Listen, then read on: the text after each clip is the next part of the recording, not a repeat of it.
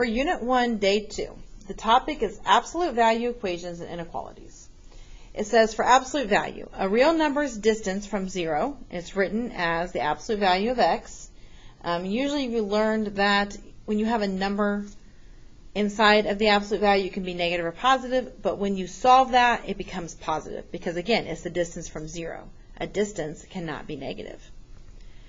Then we're going to also discuss extraneous solutions. Now, this is a solution derived from the original equation that is not a solution of the original equation. So basically, I solve the problem, I get an answer, and if I plug it back in, it doesn't always work. Okay? And it actually is a solution to the problem. It's just, it won't work in the problem. Okay, so now let's get started. So solving the equation for an absolute value problem.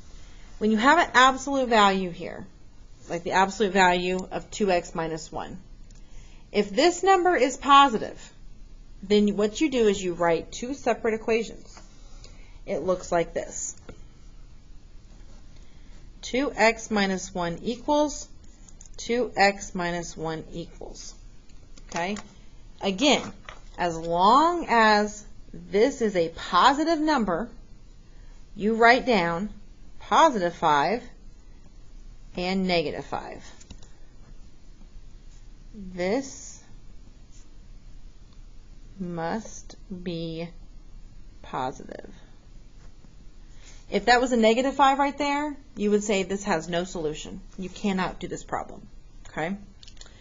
All right, then we solve each equation. So these are just two-step equations. Add 1, we get 6, x is 3. Add 1, we get negative 4, x is negative 2. But it says check for extraneous solutions. Okay, so let's plug it in. 2 times 3 minus 1, does that equal a positive 5? 2 times 3 is 6, minus 1. 6 minus 1 is 5, and the absolute value of 5 is 5. So that works. So I know that 3 is definitely a solution. Then here I'm going to plug it in, and I have 2 times negative 2 minus 1 equals 5. 2 times negative 1 is negative 4 minus 1. Negative 4 minus 1 is negative 5. And the absolute value of a negative 5 is 5. And that does equal 5. So that works out. So that means that I have two answers. I have 3 and negative 2. Okay, in part B, you can see that we have more numbers here. We have a number on the outside of the absolute value, kind of like distributive property, but you don't treat it like that. You also have a minus 1.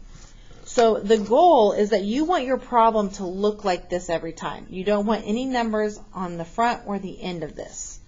So if I just want the absolute value of x plus 2 by itself, how do I go about doing that? Well, first you would add 1.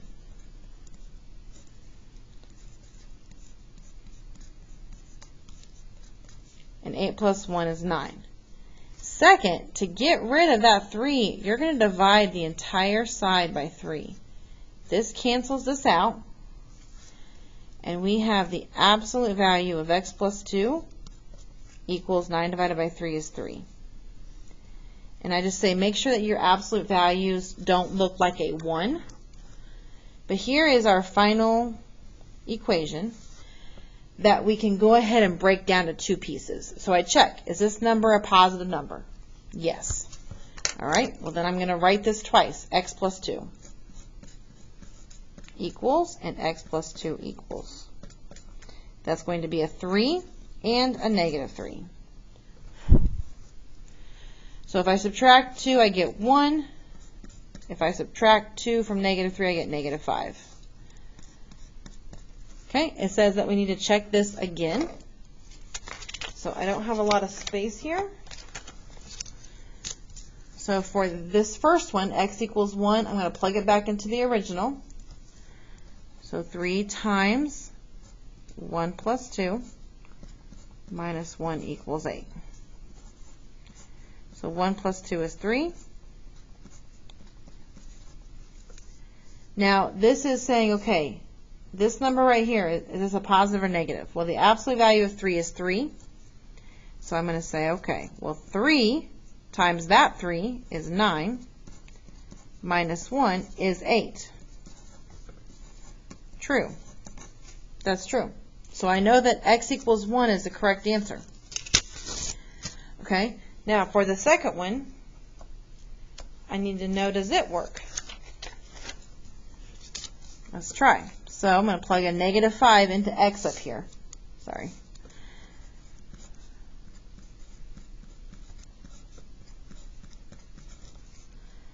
All right, negative 5 plus 2 is negative 3. The absolute value of negative 3 is a 3. 3 times 3 is 9 minus 1, and that does equal 8. So again, that works. So I have 1 and negative 5. Okay.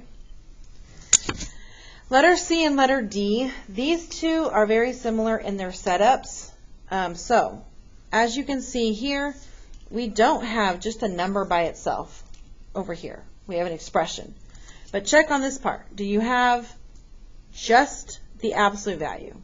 Yes. The absolute value is all we have. So, what you do is you say, okay, I'm going to take 3x plus 2 equals. I'm going to do it again. So on this side is the exact same thing.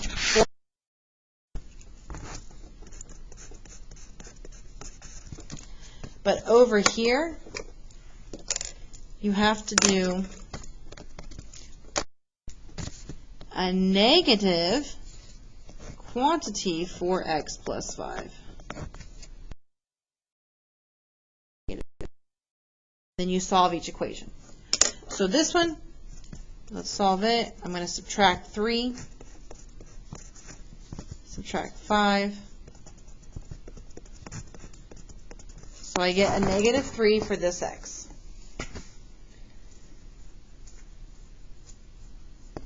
Okay. For the second one,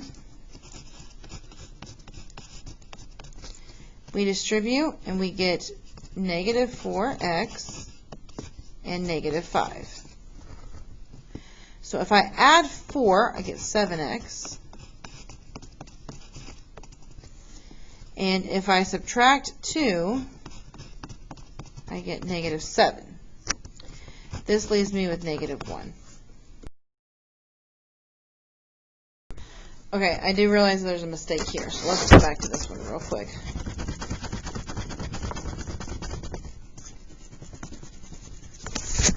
Okay, if I subtract 4x, we get negative 1x. Here we get positive 2 equals 5. We subtract 2, we get 3. And x equals negative 3. Alright, now we need to check it for extraneous solutions. So let's plug this negative 3 in. So I've got 3 times negative 3 plus 2. And that equals 4 times negative 3 plus 5. So keep that absolute value. And then I just simplified both sides. Okay. Alright, so here negative 2 plus 9 is negative 7. Here, negative 12 plus 5 is negative 7. But I know that this is not correct. The absolute value of negative 7 is positive 7. And that cannot equal negative 7. Okay, so this right here is an extraneous solution. Then we try negative 1. Okay? So let's plug it in. So going back to the original, absolute value of 3 times negative 1 plus 2, 4 times negative 1 plus 5.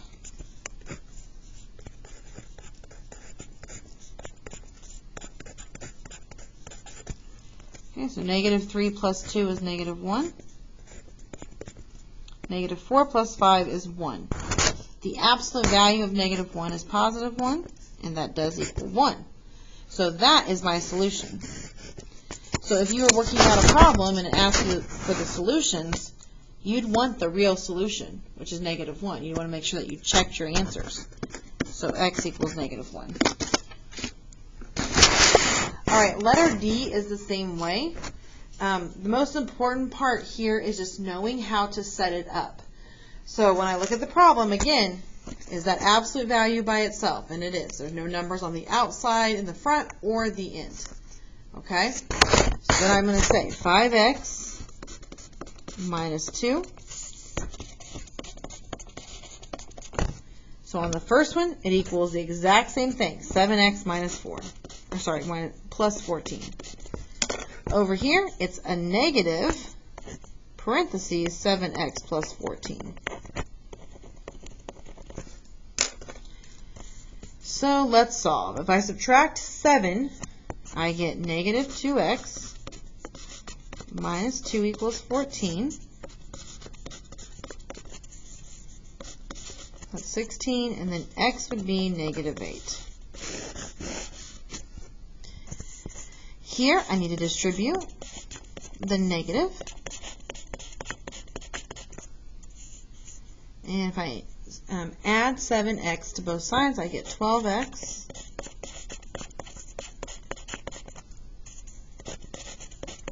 If I add 2 to negative 14, it gives me negative 12. And if we divide, we get negative 1. So, same idea. We need to plug it in to the original, and we need to check and see which one is extraneous. If they're both extraneous, if they're both real, we need to figure out the situation. Okay, so let me get a piece of paper.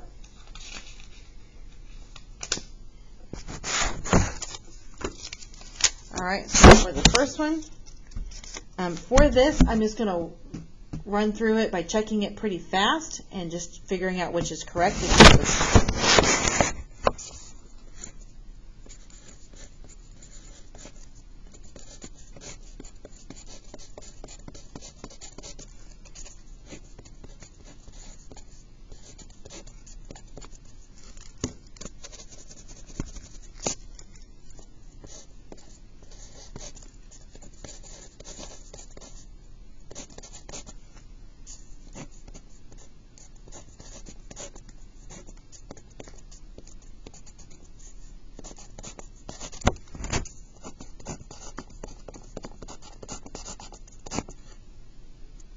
So I can see it did not work out.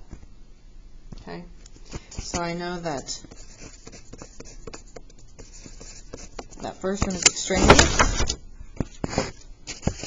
Then I check the second one.